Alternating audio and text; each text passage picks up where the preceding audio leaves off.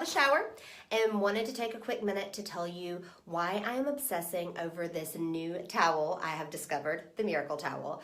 So I hate when I have a brand new regular clean towel and I dry myself off with it and I hang it up, it's a little damp, and the next day it smells musty and odory and just gross. I don't feel like I'm clean when I use it again. So I'm continuously washing towels. Well, the Miracle Towel is infused with antibacterial silver, all natural, which basically makes it odorless. So not only does it not stink, but I'm saving on laundry because I'm not doing laundry constantly. I also tend to get some little acne bumps. I sleep on my hands like this.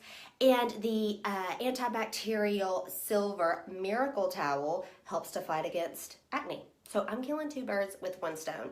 And a huge plus that I'm obsessing over as well is the size. I know you can't really tell the size because I have it on, but it comes in several other sizes. And just to give you an idea, this is the hand towel. Look how big that is. So the regular towel, you can imagine, is a pretty nice size as well. It's